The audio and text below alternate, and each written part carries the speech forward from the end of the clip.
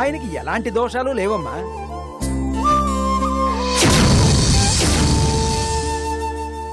రఘురాం గారి గురించి అయితే మీరు కాశీ వెళ్లాల్సిన అవసరమే లేదమ్మా.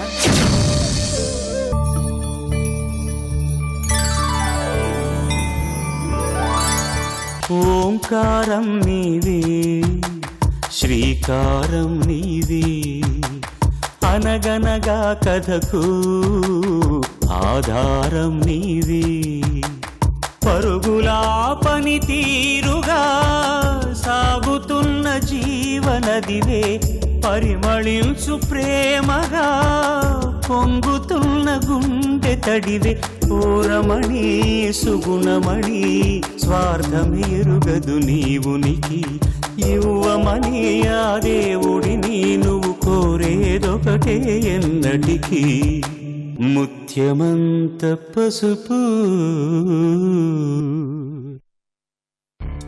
డబ్బు పోయి శని పట్టుకున్నట్టు అటు ఆ డబ్బు పోయింది, ఇటు మన ప్లాన్ మట్టి కలిసిపోయింది. చ అందుకే ఏం చేయాలో తెలియక ఇలా కూర్చున్నానే తల్లి. దేవుడు పంపినట్టు ఆ పంతులెవడో సరిగ్గా అప్పుడే రావాలా, మన కర్మ కాకపోతేనో. అమ్మా, అత్తయ్యని చంపాలనుకోవడం వల్లే కదా మనకిన్ని కష్టాలు. అసలు ఆ దేవుడికి కూడా నువ్వు అత్తయ్యని చంపడం ఇష్టం లేదనుకుంటానమ్మా. అందుకే సరిగ్గా అత్తయ్య బయలుదేరే టైంకి ఆ పంతులు గారి రూపంలో వచ్చాడు. నీ బొందే నీ బొంద. చూడు, ఏ దేవుడు అడ్డుపడినా మీ అత్తయ్య చావును మాత్రం తప్పించలేరే. మన చేతులకి మట్టంటుకోకుండా ఎక్కడో బయట చంపేద్దామనుకుంటే ఈ ప్లాన్ బెడ్స్ కొట్టింది. అందువల్ల నాకొక నీతి అర్థమైంది. చంపాలనుకున్నప్పుడు ఇలా వాణ్ణి వీణ్ణి నమ్ముకుని ఎక్కడెక్కడో ప్లాన్ చేయకూడదు. మనల్ని మనమే నమ్ముకుని మన ఇంట్లోనే ప్లాన్ చేసుకోవాలి. అమ్మా, హత్యా నేరం కింద ఎన్నేళ్లు జైలు శిక్ష పడుతుందంటావు? 7 ఏళ్లే. ఇప్పుడు నీకా డౌట్ ఎందుకు వచ్చింది? అమ్మో, 7 ఏళ్ళ? అయితే వద్దమ్మా. మనం కష్టపడి అత్తయ్యని చంపి జైలుకి వెళితే నేను తిరిగి వచ్చేసరికి ముసల్దాన్ని అయిపోతాను. అప్పుడు బావ నన్ను ఎటు తిరిగి పెళ్లి చేసుకోడు. ఇంత చేసి బావ నన్ను పెళ్లి చేసుకున్నప్పుడు అసలు అత్తయ్యని చంపి ప్రయోజనమే లేదు కదమ్మా. ప్రయోజనం ఎందుకు లేదే? హత్య చేసేది మనమే అయినా జైలుకి వెళ్ళేది మనం కాదు, ఆ కళ్యాణి. కళ్యాణినా? అదెలా? పిచ్చిదానా, మీ అమ్మకి ఒక్క దెబ్బకి 2 పిట్టలు కొట్టడం తెలిసే. 2 పిట్టల్ని ఎలా కొట్టగలవమ్మా? చెప్పను, చేసి చూపిస్తా. ఓకే.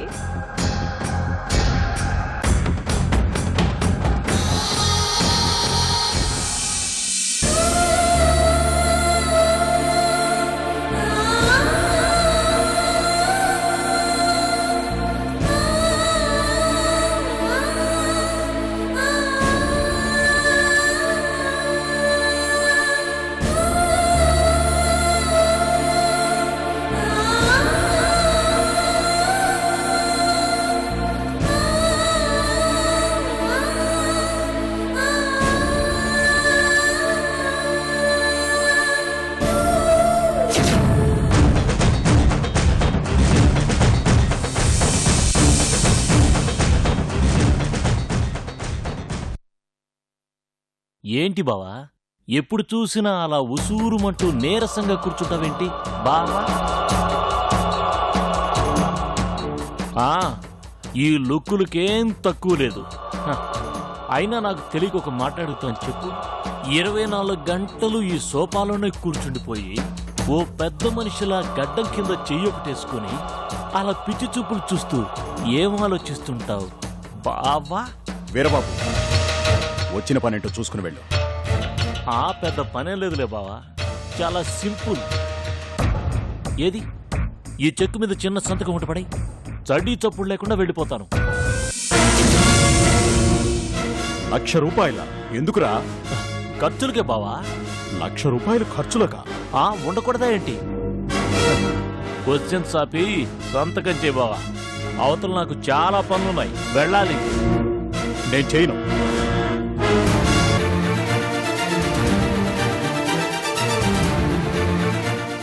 ఆ చెక్కు మీద సంతకం పెట్టడం ఇష్టం లేకపోతే లేకపోయింది. పోనీ ఈ చెక్కు మీద నా సంతకం చేస్తావా బావా? ఏంటి బావ చూస్తున్నా? అమౌంట్ పెరిగిందనా? నువ్వు కాదన్న ప్రతిసారి అమౌంట్ కొండ పెరిగినట్టు పెరిగిపోతూనే ఉంటుంది. అందుకే నా మాట విని ఇంకో మాట మాట్లాడకుండా సంతకం చెయ్యి. ఇంతటితో పోతుంది. లేకపోతే 2 4 అయిద్ది, 4 6 అయిద్ది. చెయ్యను. నేను సంతకం చేయను.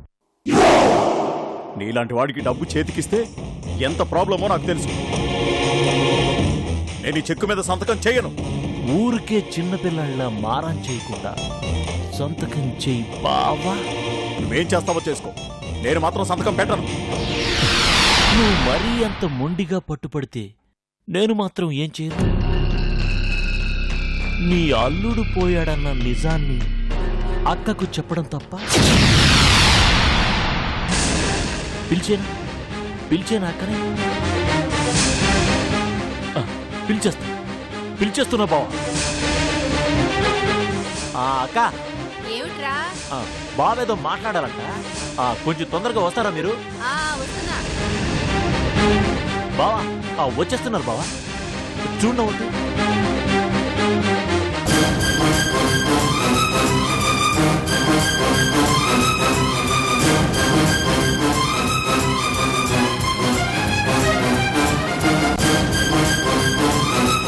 అక్క, ఏమైందిరా?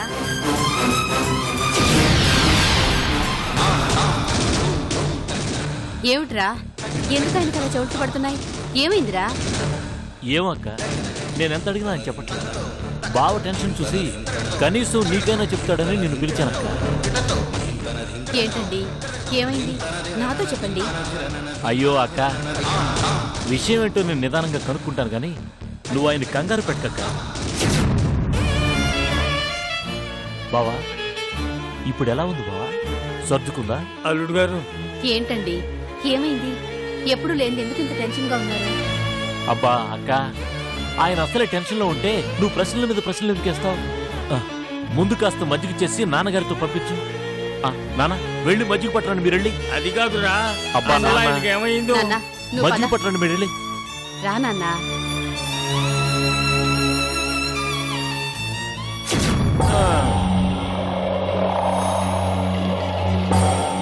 బావా, సంతకం చేయి బావా ప్లీజ్. పెన్ను బావా.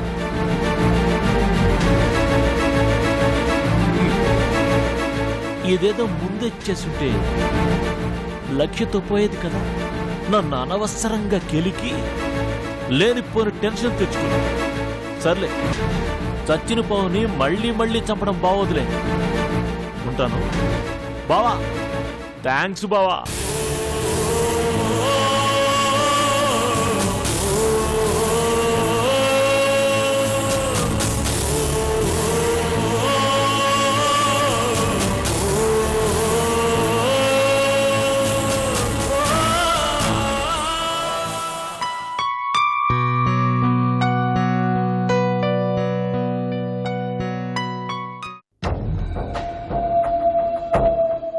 ఏంటి, తల్లి కూతులిద్దరు కలిసి ఎక్కడికో బయలుదేరినట్టున్నారు? పెద్ద బాబాగారు వదినా.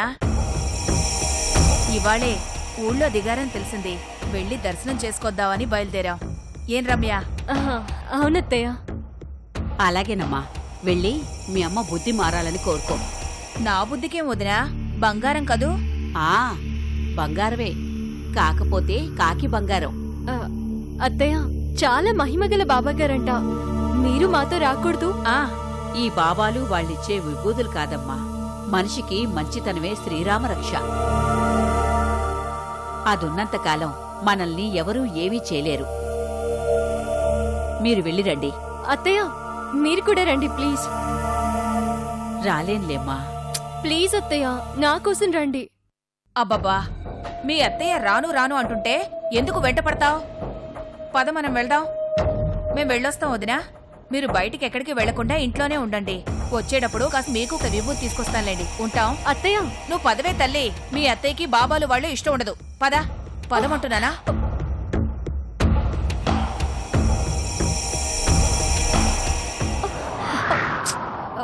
ఏంటమ్మా అత్తయ్యని కూడా తీసుకురావడానికి నేను ప్రయత్నిస్తుంటే నువ్వు ఇలా కంగారుగా నన్ను తీసుకొస్తావేంటి? ఛీ, ఎప్పుడు ఇంతే నువ్వు. ఉసే ఉసే నీకేమైనా బుద్ధుందా? ఆవిడ రాను మొర్రో అంటుంటే రమ్మని ఆవిడ వెంట పడతావేంటే? అమ్మో అమ్మో, నా అదృష్టం బాగుంది. నీ అత్తయ్య రానంది కాబట్టి సరిపోయింది, కానీ లేకపోతే నా ప్లాన్ అంతా నాశనం అయిపోయేది. ప్లాన్ ఏంటి? నాశనం అయిపోవడం ఏంటమ్మా? అయ్యో రామా, ఇదో అయోమయం మేడం. చెప్తే గాని ఏమీ అర్థమై చావదు. మరి చెప్పకపోతే ఎలా అర్థమవుతుంది? అది నిజమేలే. ఇవాళ మీ అత్తయ్యని పైకి పంపించేయడానికి ప్లాన్ చేశానే తల్లి. ఏంటమ్మా, నిజమా? నిజమేనే. ఎలా? పొద్దున్న ఎవరూ లేని టైం చూసి మేడం మెట్ల మీద నూనె పోసొచ్చానే.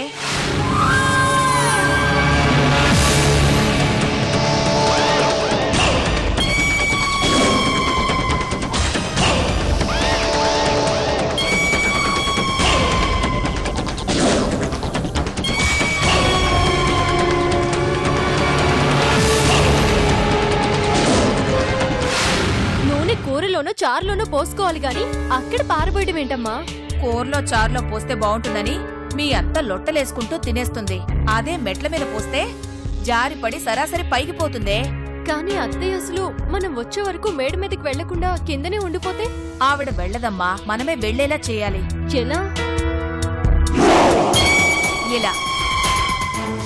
దీంతో మనం ఇంట్లో ఉన్న ఫోన్కి ఫోన్ చేస్తే అమెరికా నుండి అల్లుడు గారు ఫోన్ చేశారనుకుని హడావుడిగా మేడ మీద ఫోన్ తీయడానికి వెళ్తుంది.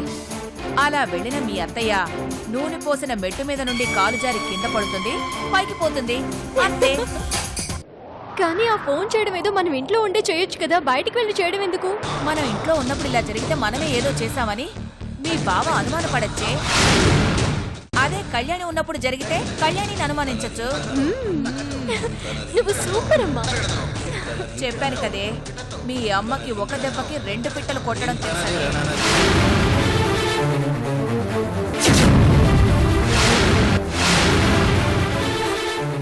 అత్తయ్య, అత్తయ్య,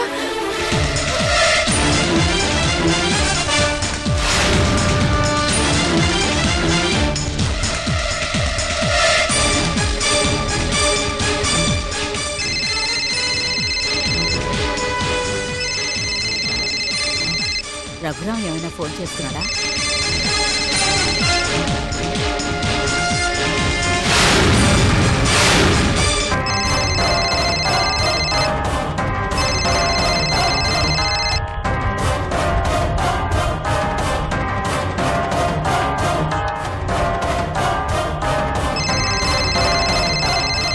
అత్తయ్య, అత్తయ్య, ఆగిపోండి అత్తయ్య, అడుగు ముందుకు వేయకండి. ఇంతసేపు రింగ్ అయినా మీ అత్తయ్య ఫోన్ ఎత్తడం లేదంటే ఈ పాటికి పడి చచ్చుతుందే. ఏమైంది? అక్కడ నూనె పోసింది. ఇక్కడ నూనె ఎవరు పోశారు? ఆదిలక్ష్మి గారు అత్తయ్య. ఆదిలక్ష్మి? ఆదిలక్ష్మి ఇక్కడెందుకు నూనె పోస్తుంది? అమెరికా నుండి అల్లుడు గారు ఫోన్ చేశారనుకుని హడావుడిగా మేడ మీద ఫోన్ తీయడానికి వెళ్తుంది. అలా వెళ్ళిన మీ అత్తయ్య నూనె పోసిన మెట్టు మీద నుండి కాలు జారి కింద పడుతుంది, పైకి పోతుంది. అంతే.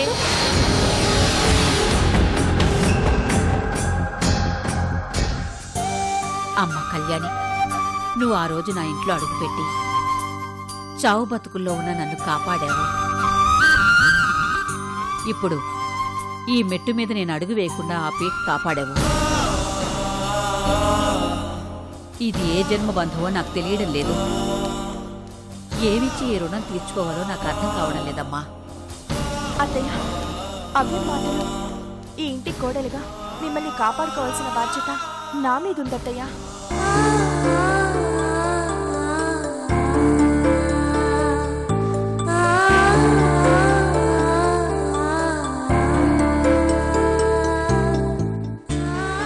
రండత్తయ్య.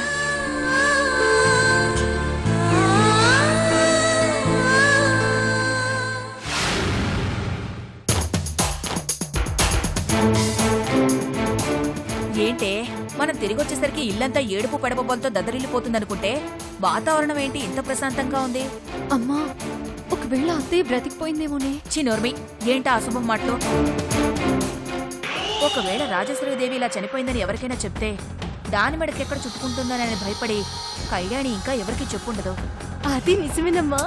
అదే నిజమై ఉంటుంది. లోపలికెళ్ళి చూద్దాం పద.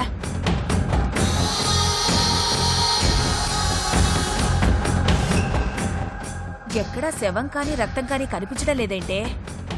అమ్మా, చాలా సినిమాల్లో ఇలా జరిగినప్పుడు ఎవ్వరికి తెలియకుండా శవాన్ని వంటింట్లో దాచిపెడతారమ్మా.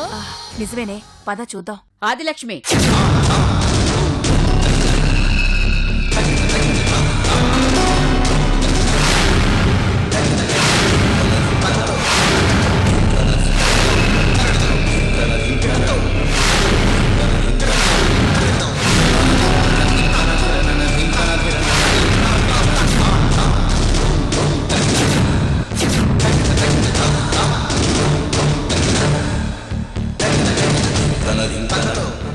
బాబాగారి దర్శనానికి వెళ్ళొచ్చిన వాళ్ళు ప్రశాంతంగా ఉండాలి కానీ మీరేంటి అంత కంగారుగా ఉన్నారు? బాబాగారి దగ్గరికి వెళ్ళేటప్పుడు హాల్లో కూర్చొని కాఫీ తాగుతున్నావు కదా వదినా. వచ్చేసరికి కనిపించిపోయేసరికి ఉన్నానో చచ్చానోనని కంగారు పడుతున్నావు కదా. నువ్వు అలా కంగారు పడుతూ నేను ఇంకా బతికే ఉన్నాను. నువ్వు నూనె పోసిన మెట్ల మీద కాలు జారి పడకుండా నేనింకా బతికే ఉన్నాను. నిజంగా మీరు చేసిన ఏర్పాట్లకి మీరు ఆశపడ్డట్టే నేను ఈ పాటికి చనిపోయి ఉండాలి. కానీ సమయానికి నా కోడలొచ్చి నన్ను రక్షించడం పాపం మీ దురదృష్టం.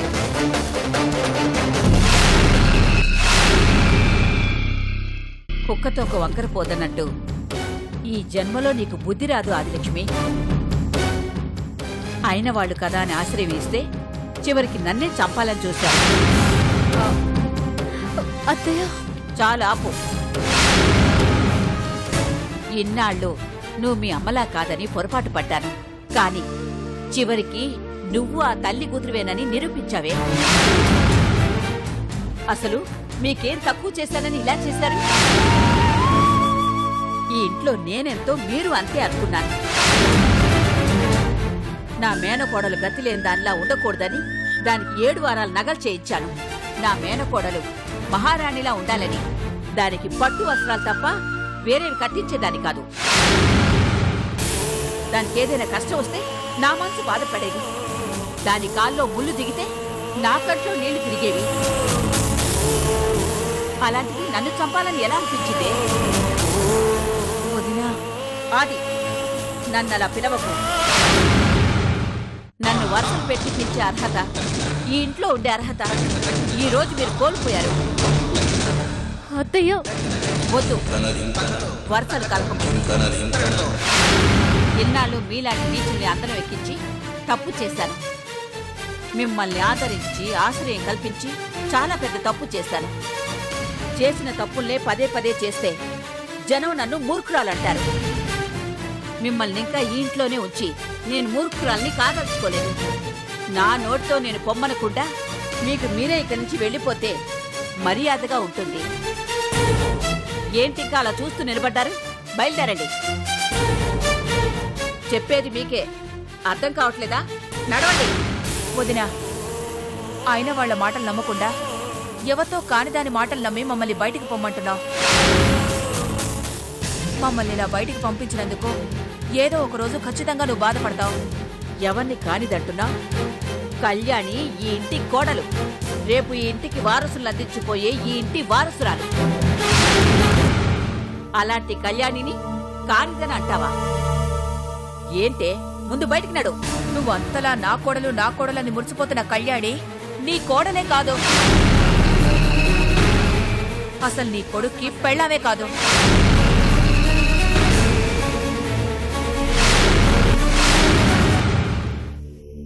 నీకు నీ కొడుక్కి వలేసి నీ ఆస్తి కొట్టేయడానికి గ్యాలం వేసి కూర్చున్న వగలాడి, నిన్ను నీ పిచ్చి ప్రేమని ఆసరాగా చేసుకుని నీ కళ్ళ గంతలు కట్టి నిన్నొక ఆట ఆడిస్తున్న మాయలేడి.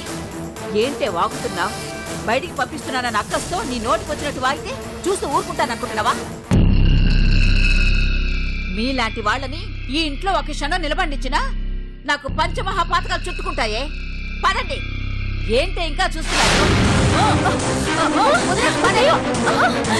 వదలండి.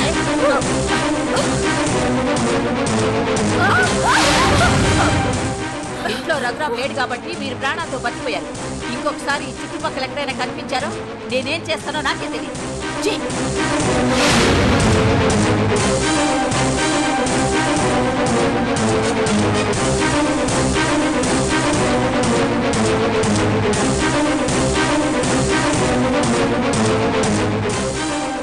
రాజేశ్వరీదేవి, నన్నే మెడపట్టి బయటికి గెంటేస్తావా? నిన్ను, నీ కొడుకుని, మమ్మల్ని బయటికి పంపించిన ఆ కళ్యాణ్ణి ఎవరిని వదలను. ఏదో ఒకరోజు ఇంతకింత అవమానిస్తాను. నీ జీవితంలో శాంతి లేకుండా చేస్తాను.